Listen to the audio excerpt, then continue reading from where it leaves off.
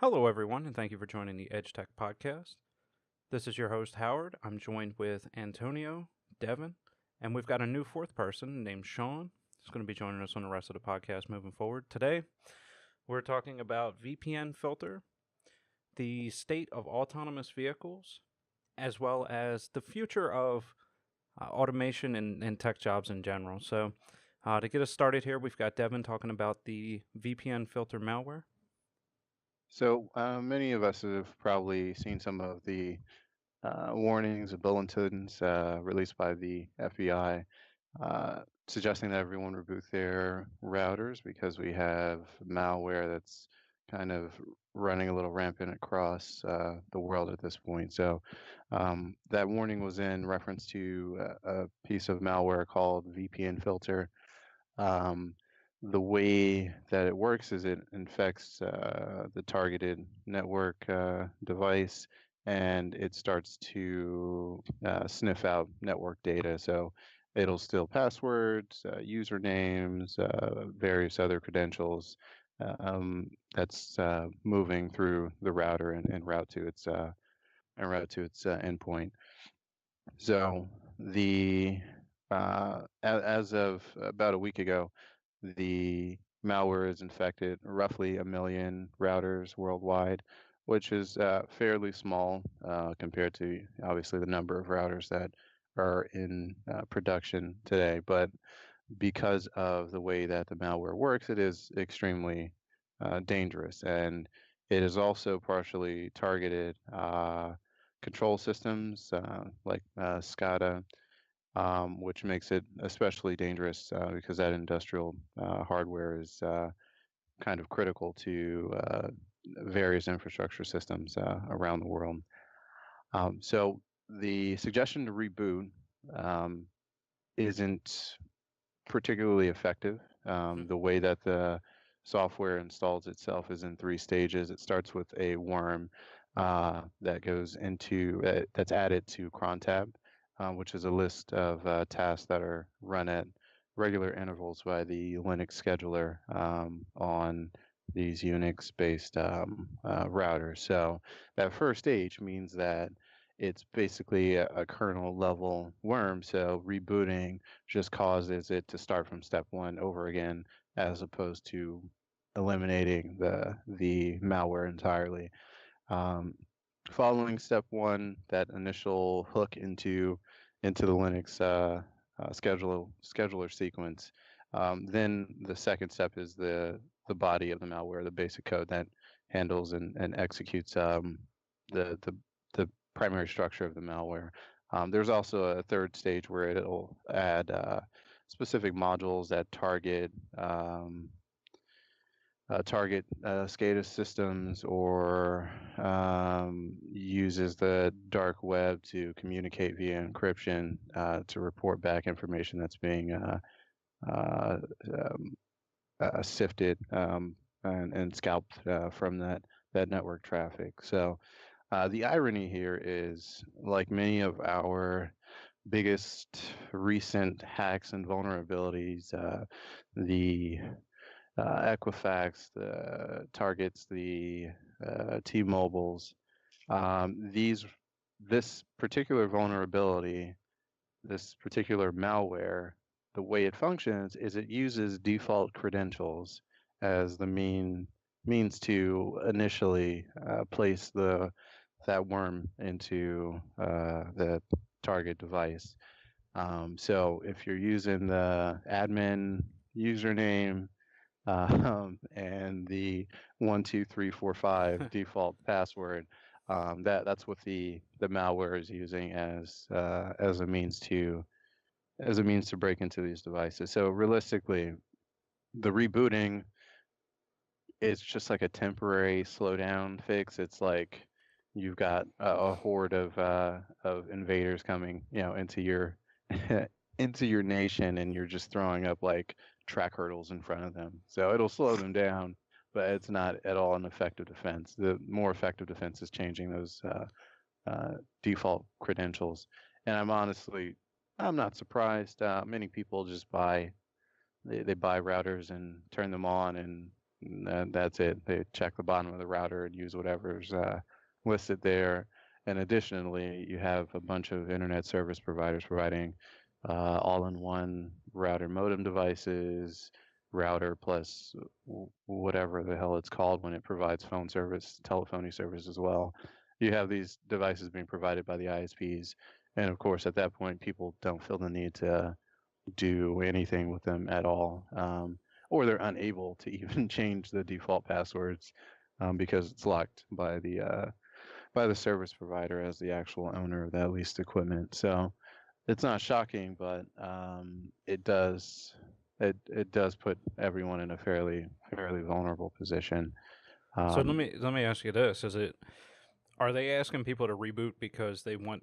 I know that that's a component that'll restart the thing from stage one, but a lot of routers have like the auto update functionalities. Does this worm actually replace the firmware, or does it just update parts of the firmware?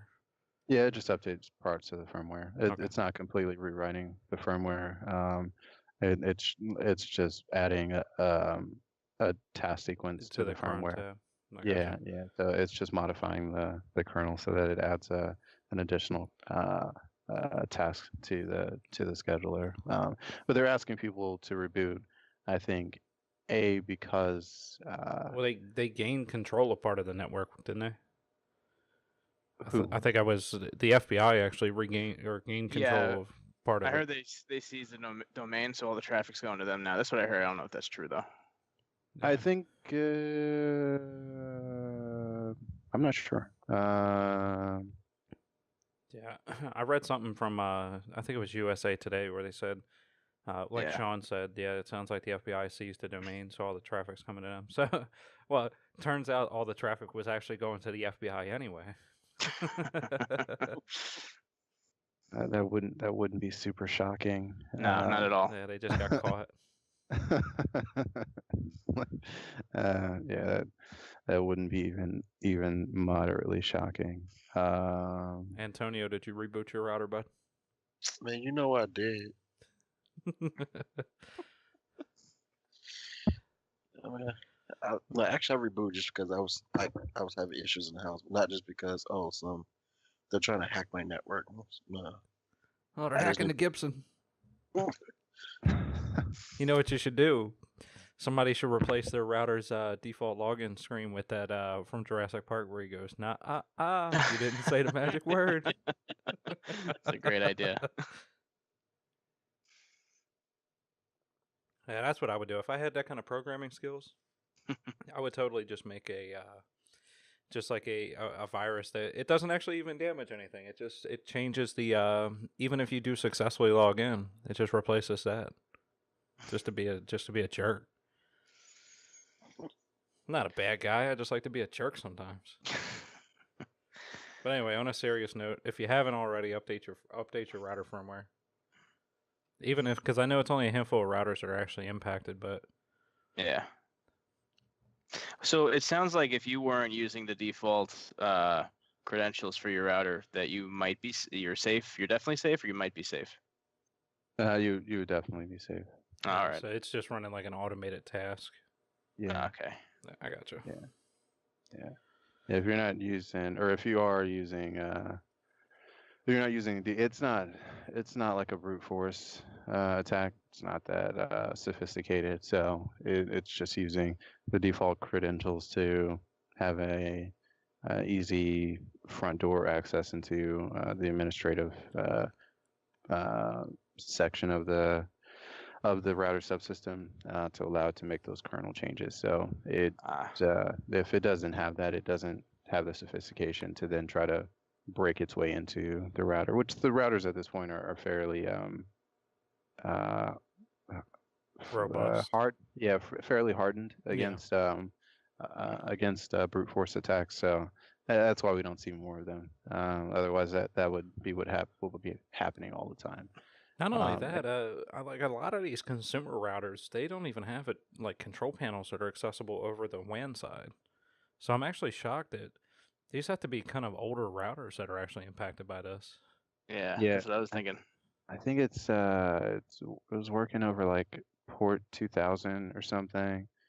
And I think the primary, like it was Linksys, Microtech, Netgear, and TP-Link were uh, um, the the Someone's primary, affected by it. yeah, the manufacturers that were primarily affected by it. I don't know if it was only older routers. I didn't see anything saying that, but No, I gotcha. Well, you heard it here. Probably not first, but you definitely heard it here. Update that firmware. Don't be a putz. Update your firmware. yeah, and change your default credentials. I Yeah. mean, there may not be firmware updates available. Yeah. Change them Manufacturers creds. aren't great about it. Or use custom router firmware. That's fun. You Doesn't Like WRT or something. yeah, DDWRT. Not Yeah. sponsored. don't ISPs push the firmware update when they provide those, like, the router / modem combo, Yeah, whatever? no, almost unanimously that's how it works. They control like a So lot of those. I couldn't figure out how to update it on my end, so I was like, oh, I guess I can't do it. Oh yeah, yeah. A lot of those, like my parents have a Comcast, which is a Cisco all-in-one Yeah. dealy, and the best you can get out of that is here's how to change your Wi-Fi, like WPA key, Yeah. and that's it. Yeah, pretty much. So, but yeah, I guess what's the overall goal? I guess it performs like a man-in-the-middle attack, huh? After it downloads the Yeah, downloads well, the second stage? it's more like a network sniffer. Oh, yeah. I I I mean, I'm not sure if it's exactly a man in the middle. I don't know if it's. I don't think it's actually sending it to like a secondary server and then onto its original destination. I think it's sniffing the information at the original router. Well, then And then the router would be the man in the middle in that case, but it's breaking the HTTPS and the SSL. You're forwarding the packets, I guess, to the software on the router, and then it's similar. I guess well, maybe it's not man in the middle per se. It's probably doing like gnat poisoning. Yeah. Yeah. Yeah, that makes sense. Yeah, but it seems to be Russian in origin, at least according to our authority system. You always have to add Yeah. a grain of salt with that, with how much we point to Russia and North Korea. Yeah. But it seems to be originated there, and I did find what you guys were talking about. It looks like the FBI got control over that botnet. Like you said, not necessarily better though. I mean, Well, better maybe, but Better per se. per se, yeah. At least they'll have to I get mean- warrants, but sort of. Yeah. So you can assume they're not going to sell your information for $1 per credit card number, but then you can also assume that in addition to the NSA reading all of your emails and private correspondence, now the FBI will be doing so as well if your router is compromised. So it's like the lesser of two evils, I suppose, because they won't sell it, So Yeah, there's true. that. They're just going to hoard it, and hopefully they don't lose it. Yeah. Oh yeah. Hopefully we don't have another Equifax on our hands here. Yeah, or like more to the government. What is it? The Was it NSA and the Office of Personnel Management. Yeah, that major fuck up. Oh god. We lost 80 million federal employees' information. Awesome. How the fuck? What? Like, I get that like private companies are considered soft targets, right? Because their primary concern isn't like confidential, not critically confidential information as far as the national security is concerned. So they're considered soft targets. Their security is never as good as like a centralized authority organization, the federal government or military apparatus. So they're soft targets, but the federal government is never supposed to be a soft target. Like you don't have to move quickly. You're not going to get because the They're not for technology. profits. I mean, at the end of the day, a company is out to make money. So Yeah. they'll move quickly and like fuck up in the process of moving quickly and not Right. think about security, trying to put systems in place to beat their competitors. As a federal government, you don't have that problem. You can fucking keep using mainframe-based systems, and it doesn't matter because who's there to complain? Your employees? Like everyone is that is interacting with their system is internal federal employees. So if it's too slow getting personnel files, who gives a shit? Like if there's no one to complain to, you won't lose business. Like your primary concern needs to be not losing that information in the first place, not having a foreign actor know who's working as a CIA agent in another country. That sort of thing is critically important. So to have them lose the information and it not being an internal leak is, that's a dramatic fuck up. So the FBI having this information and having control of that botnet, hopefully they don't fuck up on at as huge of a scale, but we'll see. Well, you would hope that, considering the FBI is supposed to have warrants for this kind of stuff, you would hope that they would just send out the Warrants? removal codes. But the The yeah, warrant? yeah, I No know. warrant? Trust me, I know. That was satire for everybody, political jokes. But What's that? The secret judiciary that allows them to Patriot Act. hmm? What the Patriot Act? Patriot Act. Well, that's Patriot Act. the Patriot Act introduced the judiciary, but it's called like FISA or something like that. But Oh, it's FISBA. yeah, that they like secretly allow for like wiretapping and stuff like that for people that aren't that are considered like terrorist threats or maybe terrorist adjacent or unfavorable political actors. Really just Well, basically. here's even crazier with depending on how you read the language in that FISBA Act. It basically says that they can collect all the information that they want, but they have to get a warrant, which can be issued retroactively to use any of that information in court. So that's like, yeah, we wiretapped you for 12 years and then we finally caught you. And then we had a judge sign a warrant basically saying that this warrant was valid from 12 years ago and then took all that information to court. Like what? Yeah. Yeah, well. Yeah. I was just reading about the Stingray. You guys know anything about the Stingray device? The little mobile cell phone Yeah. interceptor. Yeah, the that's a proper man in the middle device. But Mhm. there was an article about a hacker who was doing really illegal shit, filing fraudulent tax returns, but he was really covering his steps using cash, fake documents, and everything. But the FBI was using a Stingray device, which you don't need like at the time, and even now, like the Supreme Court hasn't touched it yet, so still you don't need a warrant to use it. You don't have to disclose that you used it in court documents, but you can still use it to intercept, phone calls, emails, text messages, geolocate, all without a warrant, all entirely without a warrant, which is ironic, right? Because the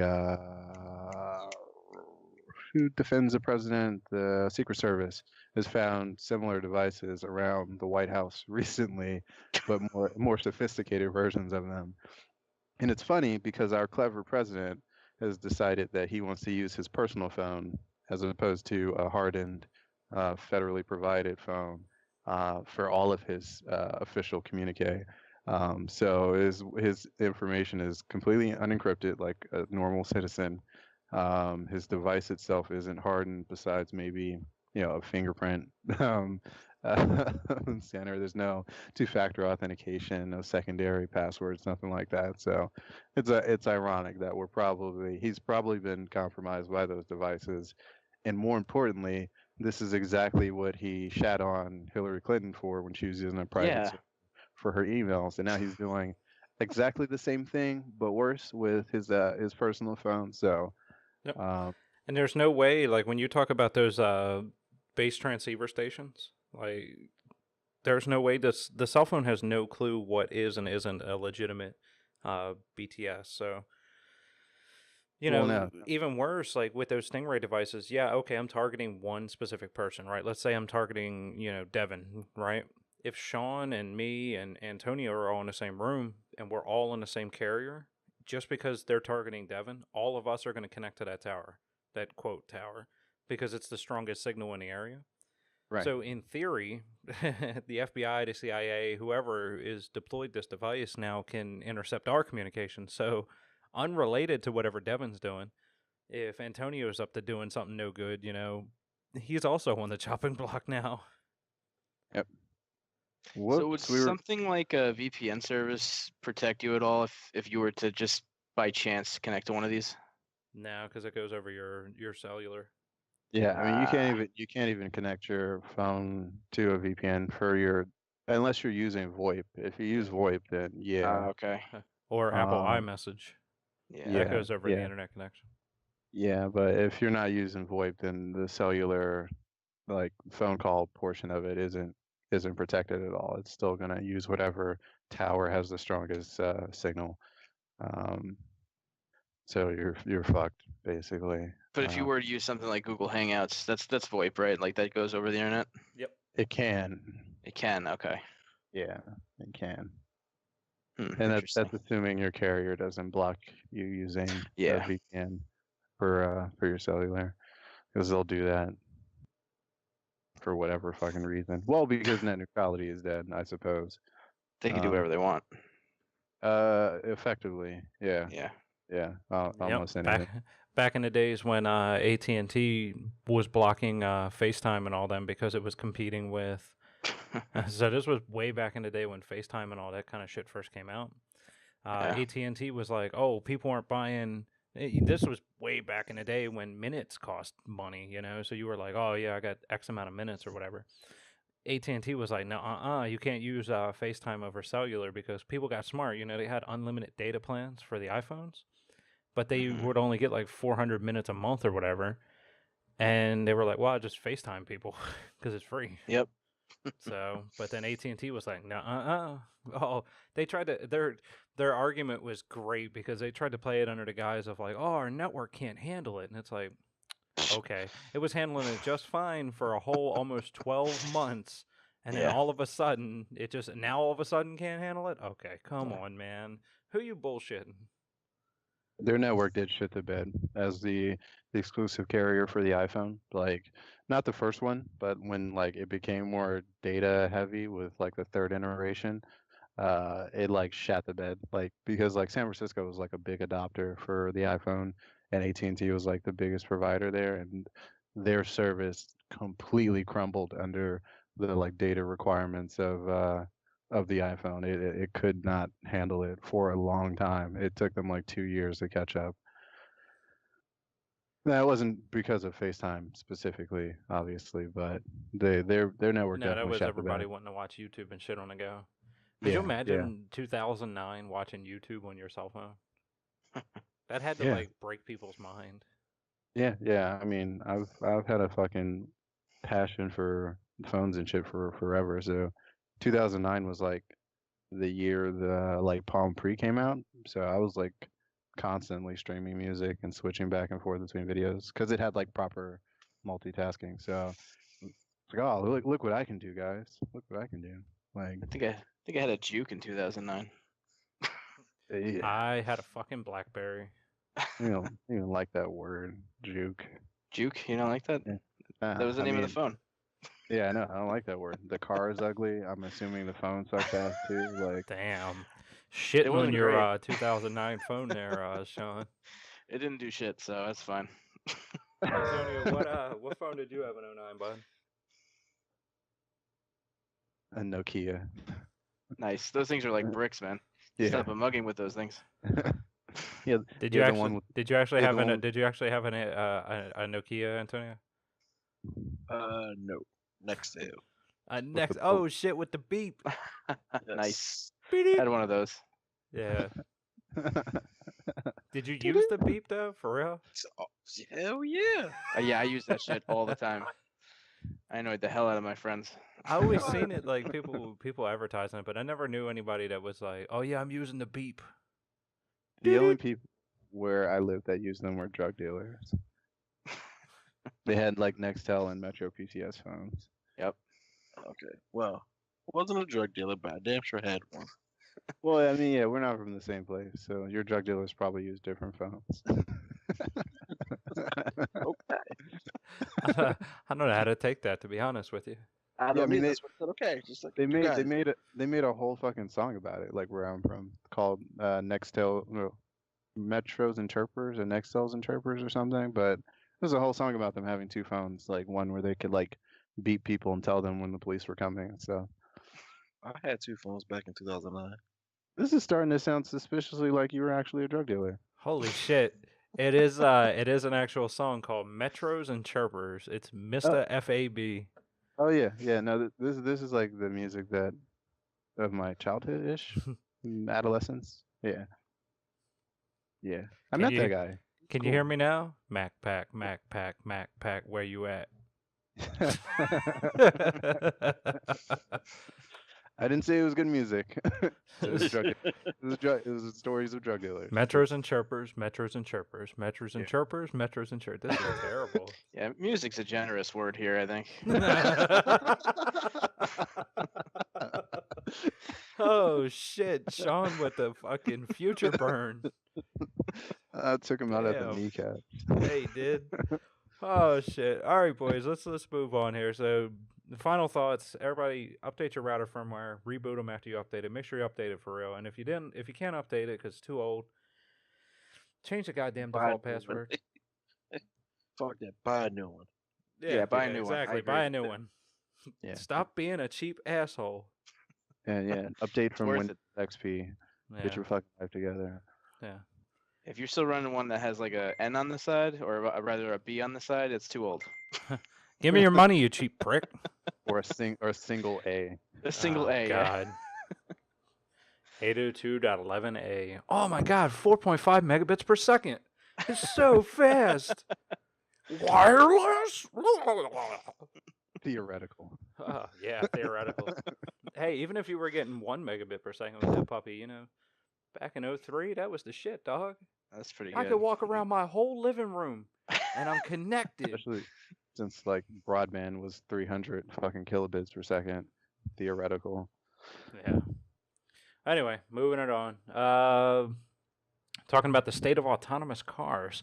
We talked about this way back in probably about a year ago now. Where are we at with those? I haven't really seen a whole lot going on, unfortunately. Oh no, that's a lie. Audi did come out with Audi came out with the first officially autonomous vehicle. It can drive up to 27 miles an hour without any driver input. So if you're going like from your house to your grocery store and it's 3 miles away and you're taking city streets, you get in the car, tell it where to go, it does it. And on the bad side of things, Volvo, no, that was Uber. It was the Volvo was the vehicle, but it was Uber that had that fatal crash. That was Uber, I believe, right? Or am I wrong? Yeah. Yeah. I think Yeah. I think you're right. Yeah. That was so- definitely for shitting the bed for the Yep. umpteenth time. Yep. So I guess first question is obviously that's the most predominant thing. Do we think this is going to hamper anything? Because if I'm not mistaken, I think they ruled it a pedestrian error. No. So first on the Audi front, no one get excited because you can't get that feature in the United States. It's only Yeah. available in Europe because the United States roads are too horrible. Insane. Yeah, I mean the system needs like clear lane markings and stuff to Yeah. operate properly. So the population density in Europe means that they maintain their streets a lot better than we do in say like Ohio, for instance. Yeah. If you've ever driven through Ohio, I'm sorry.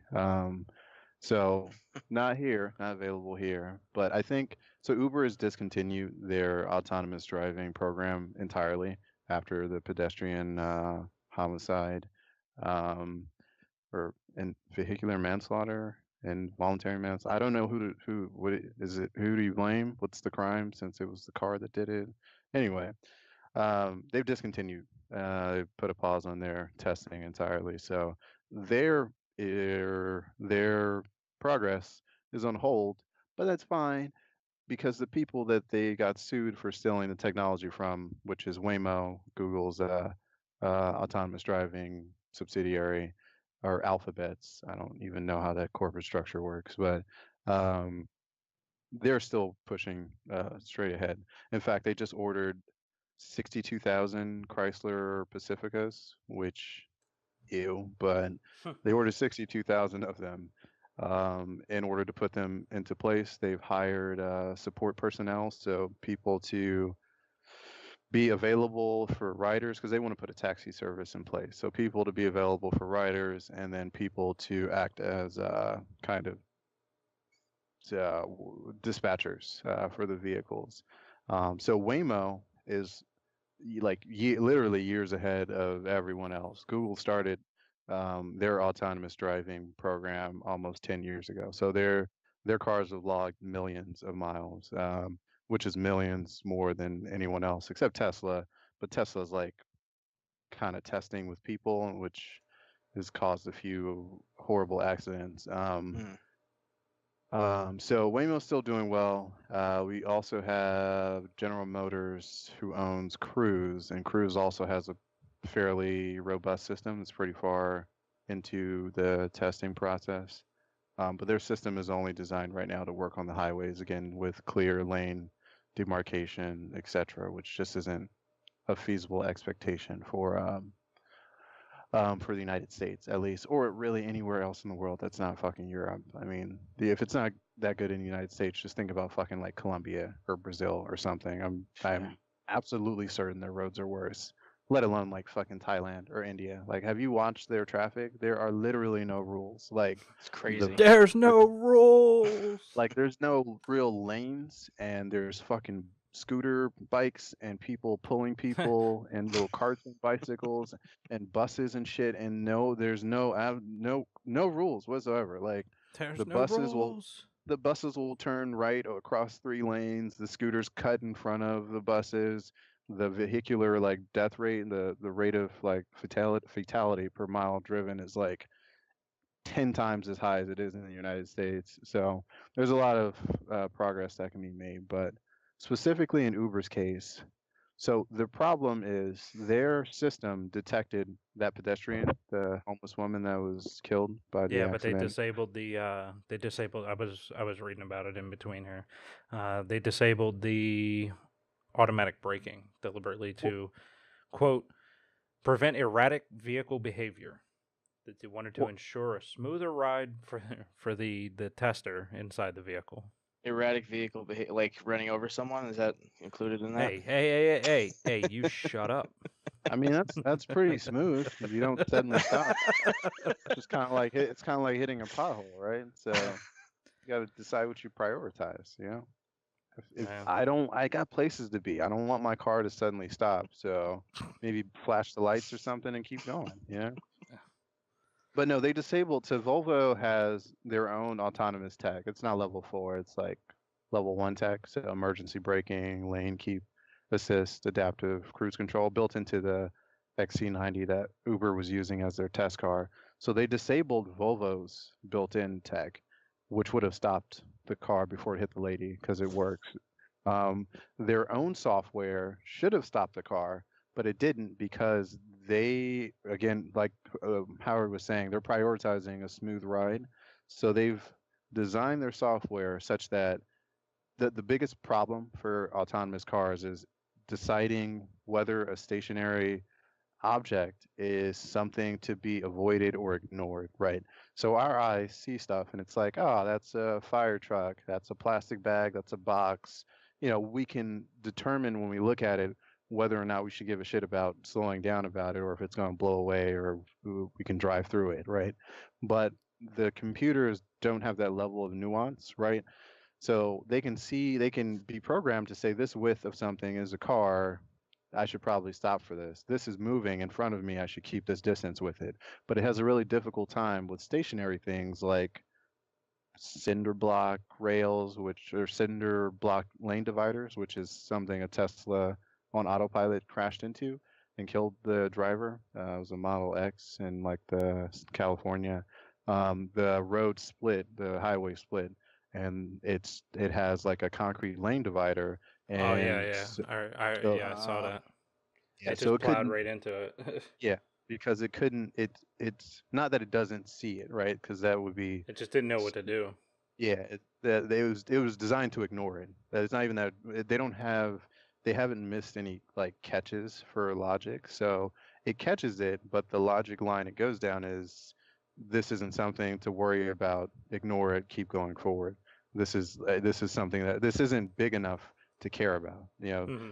because if it's a plastic bag, right? Because the lane divider from the broad side is wide, but looking on it head on, it's maybe Thin. 7 inches wide. So you have to decide as the programmer or as the designer of the system, every time something like that rolls across the road, do you want your car to suddenly stop? Because that could be dangerous, right? Potentially Yeah, lead if a to plastic bag running Right. across the front of the car and it just suddenly stops, the person Full behind you is stop. going to rear end you. exactly, Yeah. which is a problem that Waymo still has. So Waymo doesn't get their cars don't get into at fault accidents. They get into accidents, but the accidents are because like they're changing lanes and then they see there's no space and it gets back into its own lane and some car is trying to like swerve around it before it's even gotten over and then there's an accident. None Those of are the Google ones, right? yeah, that's Google's Yeah, they got into like I think 14 collisions, 13 were not at fault, right? Something yeah, like that.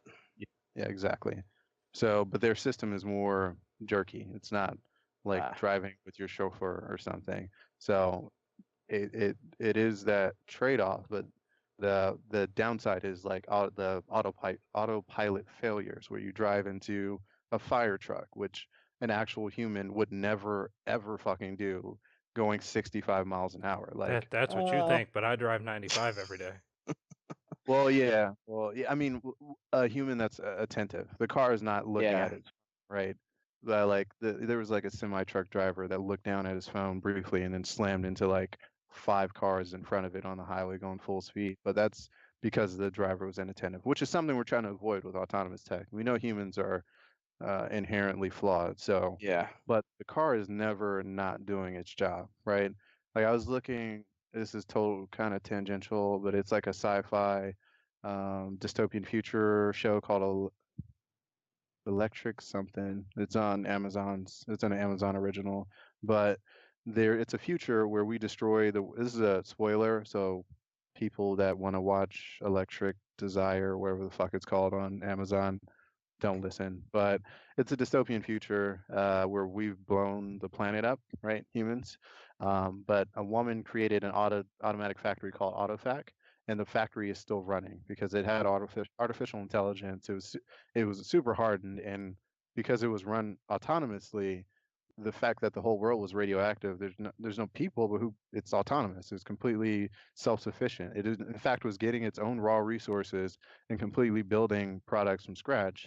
So the system was still running. It was still making products, shipping them out, and they were just like piling up in in lots and stuff. But in the end, they go into the factory, and the factory is still being guarded by these autonomous sentries, and that's something a human would never do. Like for 20 years straight, continually guarding this factory perfectly without error, without deviation, it doesn't happen. Like it just doesn't happen. So the cars don't get distracted, or the autonomous features don't get distracted. They're not distracted. They're singularly focused with one mission. So the fault is always in the programming, but the programming portion of it is extremely difficult. How do you discern whether this is something I should stop for or whether this is a person I should drive through and keep going? Yeah, that's a rough. I mean, I wouldn't even know. I wouldn't even have a solution. Is there any way to measure maybe density or the composition of it? I have no idea. No, because in order to measure density, you have to use ionizing radiation, Yeah, which is something no. that causes cancer. So you need to use like X-rays or gamma rays. So in order for it to go Yeah. through like dense stuff like metal, it has to be shooting enough. Or it has to be shooting a type of electromagnetic radiation that is powerful enough to knock electrons off of molecules, which is very, very bad for organic Yeah, life. that's definitely not feasible then. Yeah. Yeah, so you can't measure density. The most you can do, and which it's something that's probably still feasible, is you just need to do what Google has done. You need to log a lot of miles. You need to have that Yeah. accumulate. With AIs, you just have to teach them Exactly. here's what to look for, Yeah. right? So Yeah. when they do like I see. genetic mutation AI learning, they basically say, start with this, and I want you to end up with this, and then it just basically lets the program do what it does, and then eventually one of the iterations of the program will end up with the right result, and then they'll try it out when they go, okay, this worked almost perfectly, except you ran this person over. So, all right, start with this one that did work almost correctly, and I want you to end up with one that doesn't run people over. Except this isn't AI programming per se. You just, like Devin said, you have to log so many hours to kind of show the program, here's how you get from running people over to not running people over. So instead of it learning on its own, you're teaching it. But well, I guess the big question for me is, do we think that's going to set anything back? Like Antonio, if you know, if you were going to get in a self-driving car today, would you do it? Or like if self-driving cars today were the same level they were now, but they were just available? Honestly, I still want to get a Tesla. Like, to be honest, because like more because they have that feature. Sometimes it's kind of like I'm using cruise control on the highway. I'm going long distance. To be able to assist me that way, I don't have to do but so much sometimes for a long distance because I hate driving. If I'm driving over 4 hours, it's kind of like, yo, something help me. You know what I mean? So if I get additional help, well, yeah, I'm gonna stay awake, but it's kind of like I would still get one today. I agree, and I guess from my point of view, remember, self-driving cars don't have to be perfect; they just have to be better than us. Yeah. And we're not very good. There was 46,000 people killed on highways in 2017. So yeah, the bar isn't very high. No. If self-driving cars cut that in half, they've done a much better job. So yeah, absolutely. The problem is that humans are emotional. So with the recent accidents, last year before we had this big spate of like not large, but frequent kind of accidents with autonomous driving, 62% of people polled said they wouldn't feel comfortable riding in an autonomous vehicle. That's gone up 11% now. So we're at 73% of people polled saying they wouldn't be comfortable with it. And so it doesn't actually matter statistically for almost anyone other than like intelligent, rational people, which unfortunately isn't the majority of our population. Not to be like mean, but that's not how most people make decisions. They're emotional decisions No, for people. you're right. You're right about that. So it doesn't have to be better than people. It almost has to be perfect, right? It's almost like, I know people, this is probably going to cause some like headaches for people, but it's almost like the race thing, right? Earlier in the 20th century, like a minority athlete or politician or anyone in a position of like an elite position would have to perform much better than their majority demographic counterpart just because they were a minority, just because the perception initially, the base perception is that their performance is going to be inferior, so everything is going to be viewed through that lens. And it's going to be the same thing with autonomous driving. It needs to perform much better than humans in order for people to be comfortable with it, because if it's not, what you'll have is, and what we need is regulation. So it has to go through our legislative slog before it'll be allowed on the road. And what you'll have is people making emotional appeals to the populace as legislators that'll slow down the process. It won't be like, this is how many miles these cars have driven. This is the number of accidents and fatalities. This is the rate per mile driven. This is the comparable numbers for humans. It's going to be, do you really want your mom getting in the car? Do you see what happened when this autopilot failed and the driver died? Is that really what you want with your mom? Wouldn't you rather be driving your mom around? Why are we taking this out of the hands of humans? Yeah, It'll never be a rational discussion. But would that be but to the counter argument of that is, if I can say, this vehicle gets in one accident in 5 years, whereas a human driver gets in one accident in 2 years, isn't that saying, hey, this vehicle's safer than you driving your mom around?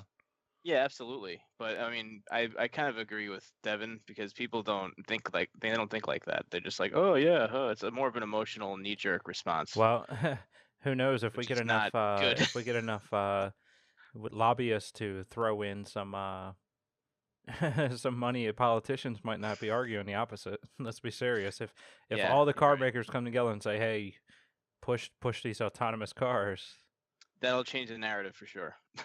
Yeah, but it depends on who's pushing back on the other side. That's Because true you have too. to think the autonomous cars are going to, without a doubt, take several swaths of industries out of commission. Truck drivers, taxi cab drivers. The Uber drivers don't really have any kind of lobbying power because they make minimum wage. But um, the these groups are going to fight pretty heavily to defend themselves, particularly the truck drivers. Well, Yeah, yeah, truck the drivers truck definitely will. drivers might, but who really has the money though? The truck drivers haven't got the money. You know who's got the money is the trucking companies who would actually want these things if you think about it. Because if you have a driver in the truck, he can drive. I think the legal max is 12 hours, and he has to have at least an 8-hour break, right? Yeah, that's right. Yeah. So if I have an autonomous truck that can drive 24 hours a day, all it has to do is stop for fuel. If I'm a trucking company, that's perfect. I could go from, you know, Los Angeles to Baltimore in, day and a half versus, 3 days if I got a regular driver in a truck. So It's true. And you save even if you lost like to one of the errors, you'd lost like a whole shipment. You'd save. You'd you would just you'd save money. Yeah, oh Yeah, yeah, exactly. absolutely. And then on top of that, if I'm a trucking company, I don't have to insure a driver. I don't have to worry about, because let's be serious. I mean, truck drivers, they get paid by the mile, they get paid by turnaround. So you do unfortunately have truck drivers out there that take pep pills or they stay up and they get behind the wheel and they're tired. If my trucks are autonomous and they get in 5 crashes a month, but prior to that my truck drivers were getting in 10 crashes a month, and now I don't have to pay a truck driver, Right. so who really stands to win there? The drivers themselves, unfortunately, that's going to eliminate that bad. industry, but how often do you And see haberdashers out there, and Yeah, we won't get any more movies like Over the Top. yeah, exactly. Unfortunately there are industries that that times change, and Yeah. I hate to say that. I hate to see. Trust me, I don't. My dad's a blue collar worker, and I don't want to see anybody lose their job. But Same. Yeah. unfortunately, it's With it the happens. cookie crumb. Seems like that's the path that we're going down. To be honest. Yeah. Oh, without a doubt. That's definitely the Absolutely. path we're going down. So I guess that brings La- us to our next topic, though. Is my dad's a blue collar worker, and theoretically something like this could happen where he loses his job. But more into us, we're white collar workers here. There's a lot of automation out there. I think Devin was sitting with me the other day while I was working in vRealize, and we kind of discussed it a little bit. Is do we ever think this kind of automation would ever put us out of work? And I guess me personally, I don't see it, because at the end of the day, these automation tools are decent. They're not perfect, and then somebody also has to make a decision, because I can set up like your vRealize automations and your VC ops mans to do certain actions, but then other times it's counterproductive to what I actually want to do. Where I'll see an alert. Let's say I've got a cluster that's maxed out because all the developers are doing their thing.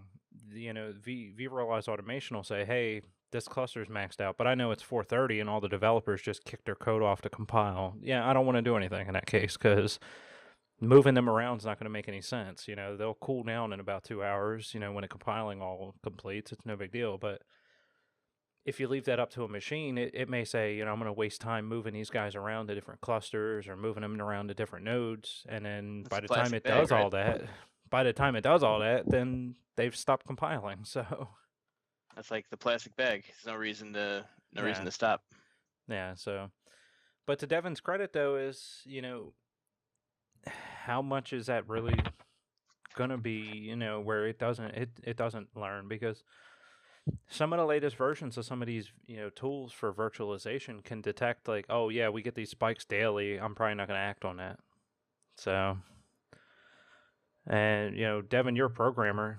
Yeah, we were talking earlier about there's programs out there in AI that teaches other AIs how to work. So, Really, how much? I didn't know that. Oh yeah, how much longer? How much longer a programming job's going to even be unautomated? Eventually, nearly everything will be able to be automated. Like there's no getting around it, because like right now, so our everything that we have as an automated tool is flawed in some respect, right? So there's always like the argument that yeah, it can do this simple task, but it can't do the rest of this shit. Like that was like initially, right? Before we before we moved into like our more modern tools, the earlier tools could do, very simplistic things. Like you could schedule your computer to run these tasks at this time of day, or schedule your server to run these tasks at this time of day, but there was no monitoring, there was no conditional response based on monitoring because there was no monitoring. So that was a big thing. That was a big shortfall of these automated tools, and it was pointed out obviously by people that worked in the IT industry and as white collar workers like ourselves. But because the tool could already do the basics, the creator of the tool could then focus on making it do more complex things. And so the tool improved, and those big gaping holes were either plugged or became smaller holes. And so right now we're at the point where there's still a ton of work for people in our field, right? But the inevitability of artificial intelligence being able to reproduce much of what we do is it can't be denied because the things that we do are completely computer based, right? So the things that we do are, take data in that we read or we see on the screen and respond. But we could easily be dismissed because we're not doing things that are inherently complex. They're nuanced, but they're not inherently complex things that would require, information that a computer doesn't have access to. It has access to exactly the same information because it's spitting it out to us in the first place. And so right now, like Howard was saying, it can't. Uh, some of the tools can't detect or aren't uh, able to recognize that there's a cyclical spike in resource usage and that it doesn't necessitate this heavy-handed reallocation of VM resources. But that's a temporary condition. It's easy, fairly easy with the automation that we have available now to bake that in so that it now is paying attention to periodic use and able to set its own threshold, or we can set a threshold for it to respond to. And the thing is, this is dramatically different. And even now, with the work that Howard does, the work that the testers do on my team, it used to be this was all a manual process. Instead of you having a management console to spin up virtual machines or to spin up individual machines on demand, you had to physically do it, which will require more than one person, and now that work can be done by one person. You used to need a whole team of network engineers to manage your network and your network devices. We're now moving to a point where we're pushing towards software Oh yeah. defined Oh yeah. networking, where you won't need network engineers at all in the same capacity. There's always going to be the argument that you need someone. There's got to be someone to monitor the machine. Who's going to monitor the monitoring device? Well, that's true, right? But that's missing the point entirely.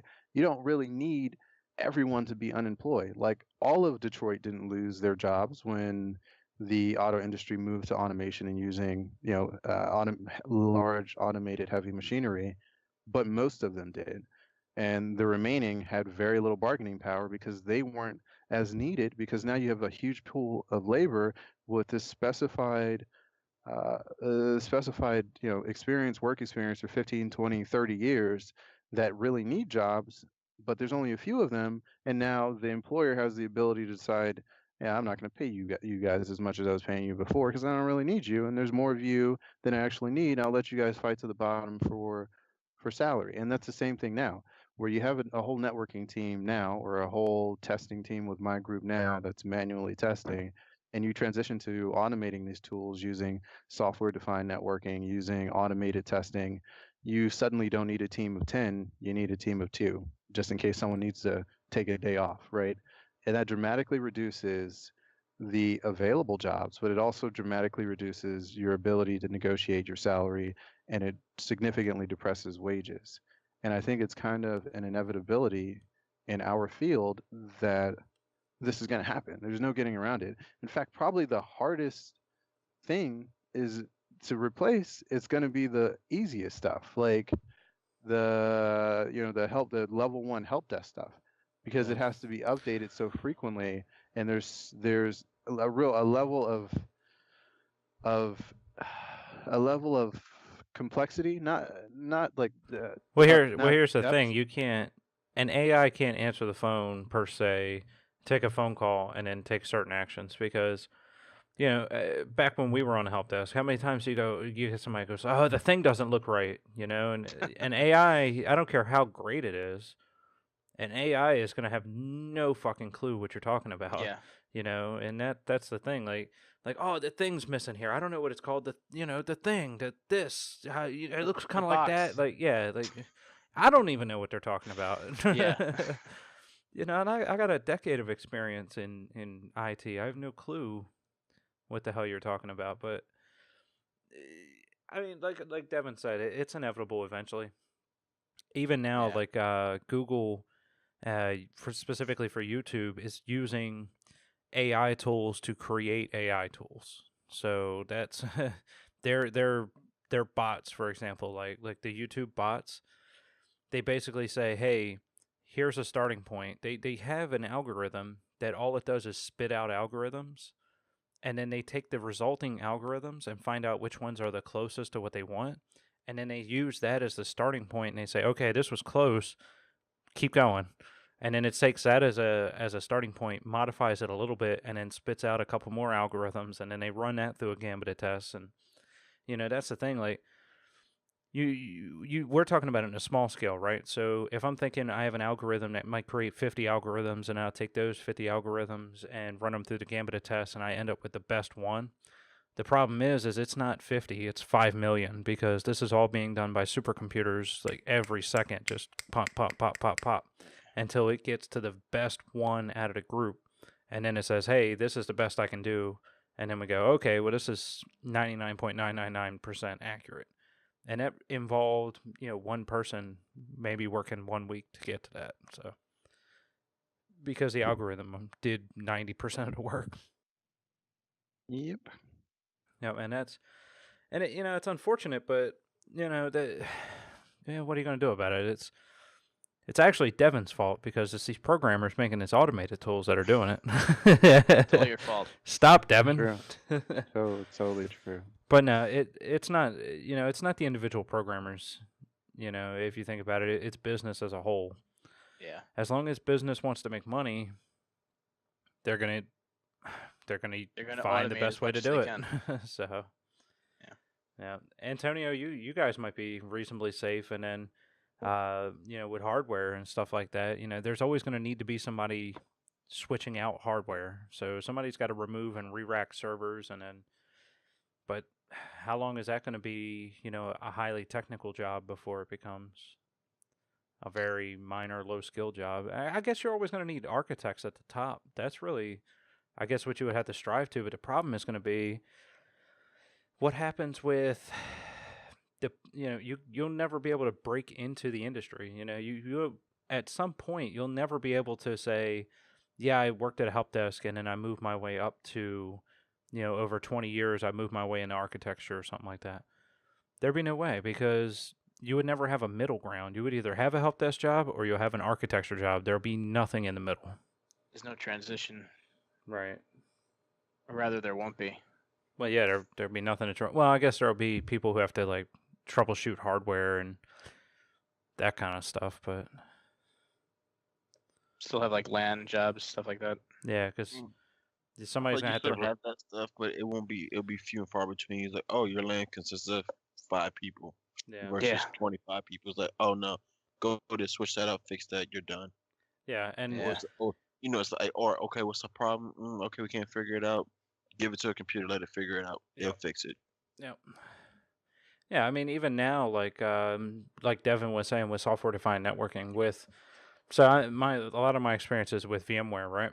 So they have the VMware NSX, which I'm no networking guy, don't get me wrong, but you basically say I want X, Y, and Z, and then whoosh, NSX is off to the races. It does it. There is still the hardware portions of it, of course, but even back in the old days, like even my Cisco equipment behind me that I use for my home lab, I mean, that stuff, if I really wanted to set up like a TFTP server and stuff, I could, in theory, plug these switches and routers in and then they would reach out, and depending on what network segment they were on, they could pull their own configuration. So, if you're talking like gigantic lease replacements or whatever for massive amounts of switch hardware or routing hardware or anything like that, all you got to do is unplug the old one, plug the new one in the exact same way the old one was plugged in, and when it boots up, it'll pull its own configuration. So, I mean, this stuff's behind me is 10 years old, so I can only imagine what the new stuff's like. So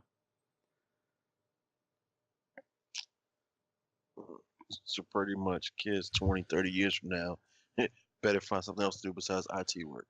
Well, something else to do besides just about every kind of work other than Yeah. like people work.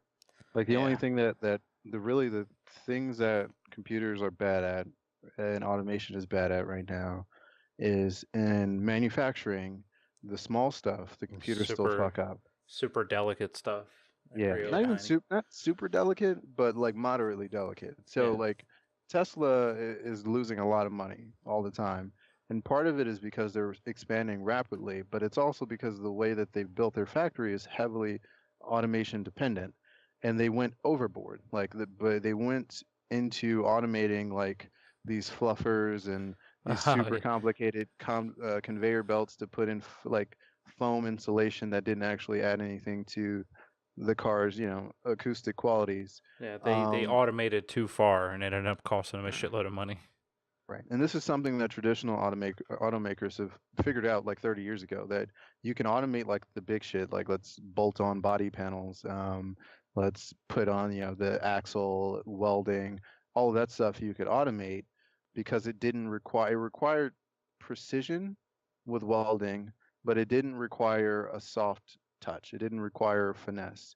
But putting in like trim panels and putting on windshields required a level of finesse that automation and mechanical automation at this point can't handle. And like we discussed with like help desk and land techs, there's still a level of low skill, relatively low skilled work that we consider low skill now that is still hard for automation to replicate. It isn't feasible.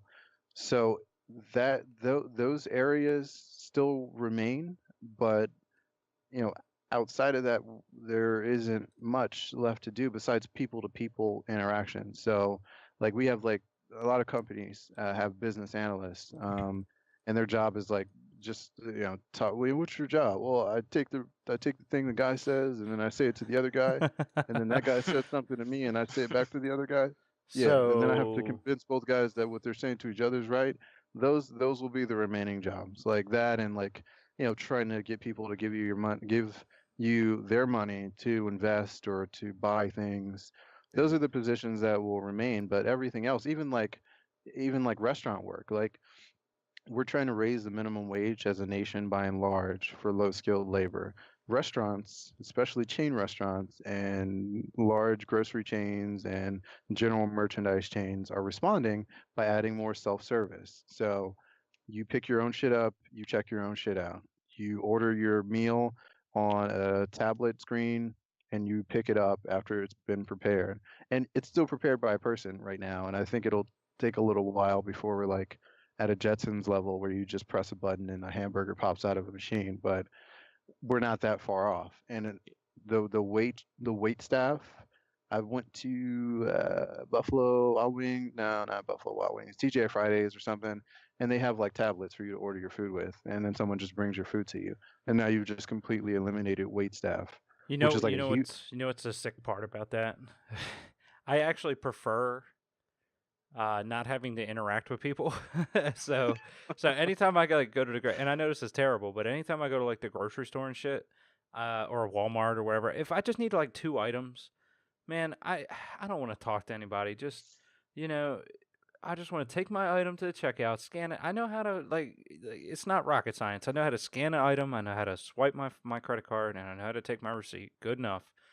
And that's the sick parts about it is I'm guilty of doing that specifically, and that's how many people are now out of a job because of that level of automation, like Devin was saying. And another thing is too is it's like there's just times where I just don't want to talk to anybody. It's 2 o'clock in the morning. I'm trying to head home. I don't want to talk to anybody in the drive-through. I just want to roll up, punch a couple of things on the thing, and get my food. If I didn't have to talk to anybody, I would be the happiest my entire night. If I didn't have to talk to somebody who's like, "Oh, do you want hot sauce with that? What kind of drink again?" Like, oh my god, I'm gonna choke you. There's something I love when they can't hear you. Like what? I'm sorry, sir. I can't hear you. Whopper! God damn it. Can I have a number 2? You want a number 6? No. Can I have a Big Mac? Oh, That's you want all. tenders? Chicken tenders? No, How many chicken no, tenders? no. Can I have a fucking pizza? Oh, you want a Big Mac? Yeah, exactly. Thanks. I've said never mind before. I go, never mind. They're still talking as I drive away. Yeah. No, yeah. There's been times where, yeah, I hate to say it, but there's been times where I'm in the drive-through and I'm just talking to these people and they're just like, I don't. Hang on. Wait, no, I found it on the screen. Yeah, okay. How many did you want? And they still fuck my order up, and I'm just like, $15 an hour, huh? $15 an hour. But the worst part is, and this is getting a little off topic here, but the worst part about that is it's like, yeah, raising the minimum wage is only going to do so much because inflation's going to catch up, Yeah. 12 to 18 months after that. And it's like, oh, $15 an hour isn't a livable wage anymore. And all you've actually done is brought the middle class down. Yeah. Yeah, and that's off topic for this podcast, don't get me wrong. But, yeah, I'm sorry. If you're working an extremely low-skilled job that has zero entry-level requirement or zero requirements at all, probably, isn't capitalism based on free market? Aren't we supposed to say, hey, if you don't want to work for, $8 an hour, then don't work for $8 an hour? That's how capitalism works, Sort of. But It's not really about what you want specifically, though. It's about what the market What would demands. demand and what they're Yeah. willing to pay for it. Yeah. So, I mean, capitalism is completely separate. I know we're again off topic, but it's completely separate from our American ideal of you can have what you want and be what you want. That's not, unfortunately, how market capitalism works. It's an efficiency grab, so it'll operate at its absolute maximum efficiency. And unfortunately, absolute maximum efficiency doesn't necessitate a middle class whatsoever. It just necessitates that you produce for as cheaply as possible and sell for as highly as the market will accommodate. And part of human labor is a product. So you want to buy it as cheaply as possible and without any safeguards or any artificial limits on it, as cheaply as possible could potentially be $2 an hour. It could potentially be nothing. I mean, at one point it was actually nothing. So the market doesn't lead to good personal outcomes. It leads to good market outcomes. So if you're Warren Buffett, yeah, capitalism, from a high perspective, is efficient. It's easy to understand. You can allocate capital effectively and profit from it. But as an individual, you don't have that same kind of leverage. And as an True. individual with no experience, how do you get experience?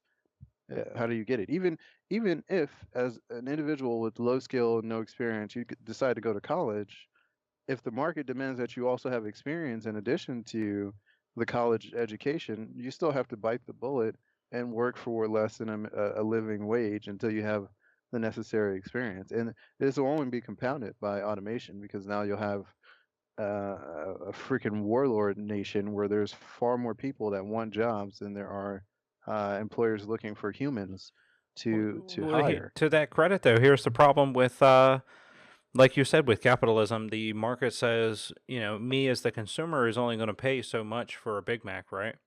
The day my Big Mac starts costing me, a Big Mac meal starts costing me $17, I'm probably not going to buy any more Big Mac meals. I'll be perfectly honest with you, and that's going to be the problem is you can raise a minimum wage as high as you want, but the problem is when it starts impacting the consumers and it starts hurting the bottom line, all you're going to do is start eliminating those jobs. Like Devin said, and I know, man, we've really gotten off topic here, but like Devin said, they're implementing these. You order your own food kiosks. If that eliminates 5 jobs at a restaurant, that's 5 jobs eliminated. So Yeah, those kiosks what are have like you what have you really direct middle done by finger. Exactly. What have you done by raising the minimum wage? You've eliminated jobs and raised But inflation, I guess. the remaining ones pay better. But no, the restaurateurs, that is like quite literally a fuck you. You're gonna make me raise my minimum wage? I'll Okay. just replace your job with a computer. Yeah, like Yeah. Oh, you think you and can tap on a touchscreen? You think you should get paid $15? And I mean, I hate to say it, but I kind of agree. I mean, I worked in food service when I was in high school. It is not a hard job. Let's be serious. It is everything is color coded. The little touch screens have everything you need to know on them. I mean, Yeah. we as the Not consumers, difficult. there's people out there who've never worked in food service can walk up to a screen and say, "Oh yeah, I want a Big Mac. Oh, what do I want on it? I want this, this, this, and this." Like it's not to me personally, it's not $15 an hour worthy. I'm sorry. It's just yeah, I get it. You can't live off of the minimum wage that's being paid, but at the end of the day, you shouldn't sit here and say I want to work at McDonald's my entire life and be paid enough to buy a house. Mm. Because that's well, that's you just not how you this works. I mean, this you is can work at McDonald's and not afford to rent. And the thing is, even if you eventually want to move into a better position, you still have to survive in the interim, right? And while we're talking about inflation, right? So the federal minimum wage hasn't changed in 9 years, but inflation is tracked at roughly 2% inflation every year, period. So over that 9 year time span, everything has gone up on average 2% every year. So we're up. I'm not that great at math. It's not 18%. It's like we're up like 20, 22, 23% in terms of how much less, or we're down 23% in terms of how much your dollar is worth now versus what it was worth in 2009. But minimum wage still pays the same. And housing itself is actually tracked significantly higher in terms of inflation of cost than the general inflation number has. So, Yeah. It does seem like that ratio is way different than it used to be. well, it is. The Yeah. minimum wage in 1969, 67, that minimum wage was only like $2 and something, right? But the Mhm. equivalent minimum wage in 2018 dollars is almost $14, which is dramatically more than the 7.25 that the federal minimum wage is now. Right. So it hasn't even kept up with its original intention. And I get it. It will inevitably contribute to inflation, but not to the extent that I think people expect it to. Because for one, not that many people make actual minimum wage to begin with. It's a small subset of the population. Like inflation exists because we have a lot of speculative investment, but not because of the minimum wage. Minimum wage people live at a subsistence level. They're not flipping houses. They're not buying expensive condos. They're not driving up the cost of almost anything other than maybe food. And that's only because they have to eat, like because the alternative, you have to understand the alternative is in order for food to not go up in price, there has to be less demand for it. So what we're asking for when we say that we want less inflation of food costs is that we want people to eat less. We want to pay you less than minimum wage or pay you the same as minimum wage so you eat less so the cost of food for everyone doesn't go up because you're not competing with a minimum wage worker for a house. They can't fucking buy a house. They can't even meet the income requirements to rent a studio apartment in fucking Indianapolis for $800 a month because that's more than half of their pay More for than the half. Yeah. yeah.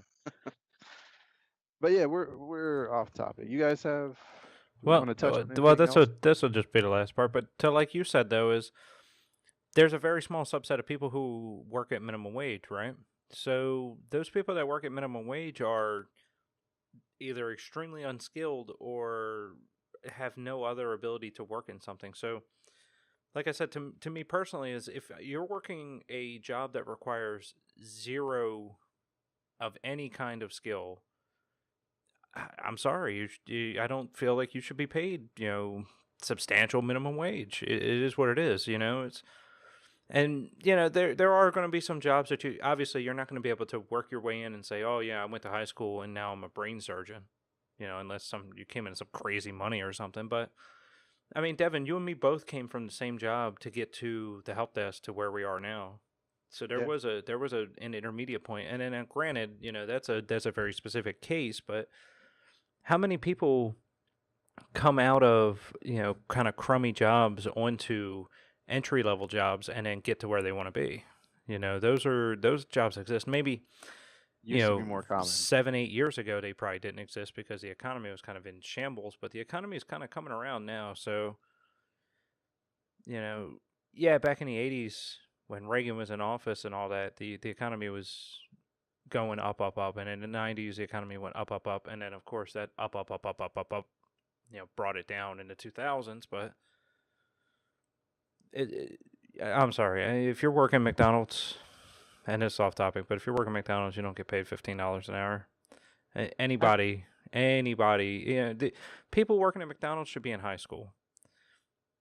That, living with their It's more of a parents, working stepping at stone job. Yeah, exactly. You work at McDonald's when you're in high school, What if get you there's a some money. manager? Whether it's they own McDonald's, whether they're the district manager or something. Well, those are different though. If you're a Still with the manager, McDonald's. no, hang on.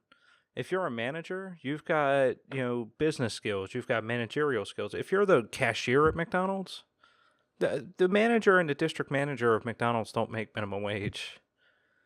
God, I hope not. If you do, then we need to talk because you might be getting ripped off. If you're a franchise owner, you took risk. You get the profit. Yeah, exactly. So yeah, I didn't want to say franchise owner because franchise owner you have to put up it's over $1 million to be a franchise owner in general. So that's why I didn't want to say that, because if you are a franchise owner, you have money. Yeah, true. Yeah. And if you're the district manager, I mean, you obviously have a business savviness that got you to that point. You obviously have managerial and business skills that need to run not just one location but multiple locations. So, those are skilled jobs. And again, those people aren't making minimum wage. But if you're making, if you're 16 working at McDonald's making, what's the Maryland minimum wage now? 9.9 and a quarter. Yeah, I mean, shit. I wish so. Yeah. I was 20 working at a parts place making $10 an hour. Like, I don't know. Yeah. It's just. I think it's all about our perspective, right? So we're talking about $15 an hour, like it's a lot, because it sounds like it's a not. lot relative. It's terrible. But It sounds like a lot relative to what we make. Like it's too close to what we make for something that doesn't require nearly as much thought. But the bigger problem is that what we make hasn't kept up with inflation, right? So the median household income for America has stayed almost exactly the same for 18 years, right? The salaries for people in tech, software engineers, network engineers haven't gone up since the middle of the dot-com era. Like, but it's not even in like adjusted dollars, right? It's in actual dollars. Like, I had an instructor in a programming boot camp that I was in who was complaining because when he came to America in like 2002, he got paid he was already like a seasoned software engineer. He got paid in like the low six figures, like 110, 120, and his pay hasn't changed over that time span. It's just kind of tracked at the same place, but everything else has gotten more expensive.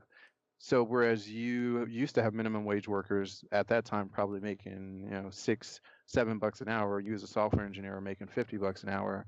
Now if they're making 15 and you're still making 50, you're like, why the fuck are they making more money? When realistically, you should be making more money. Our companies are highly profitable. Our CEOs are making dramatically more money, and the higher tier of incomes, like the investors, the professional graduates, lawyers, doctors, they're making more money. They're beating inflation. Their income's going up by 4, 5, 6% every year and beating inflation. So they feel like they're doing better and better, but everyone else is not. Like, well, you work in a factory, you working as a manager at McDonald's. Well, here's the problem with this is, for the good later parts of, I would even say mid 2000s to mid 2010s, the economy was kind of crummy, and we'll probably have to leave this here because we're already 15 minutes off topic at this point. But the economy was kind of in shambles in the mid 2000s through the mid 2010s, and we're coming into the second half of the 2010s, or coming out of the second half of the 2010s. Let me rephrase that. So, yeah, I understand the salaries haven't gone up, obviously in the 2000s. Unemployment there was really high for a while, so of course this is business. This is a problem. A lot of people, and I talk to people every day that are like this. They're afraid to leave because while there are jobs out there that we're willing to pay them more than what they're making now, they're afraid to leave because they suffered through that, bad times of the economy. So they're like, oh, I don't know if I move to this other company, yeah, they're going to pay me more, but they might lay me off. And it's like, or they I might got not. PTSD Like a motherfucker. Yeah, and I You get just described that. me. Yeah, I get that, but at the end of the day, if you're not being paid what you need to be paid, then you start leaving. There's plenty of unemployment's coming down. I think it's at 3.8% now. So now whether or not that's accurate, because there are people who are out there who say, well, some people don't report back and they don't count people who have stopped looking. But if you give up, I'm sorry, you gave up on yourself. So, and some people, like I said, they just need to. You're only alive for 80 years if you're lucky. I'm 27 years old, so I don't have time to sit here and play these games and go, oh, I hope I don't lose my job. If I lose my job, I'm going to lose my job. That's just how it's going to have to be. But in that midterm, when I had a job, I'm going to make as much money as I goddamn can. Preach, brother. And then, it's up to me to survive those bad times. I have to save some money up.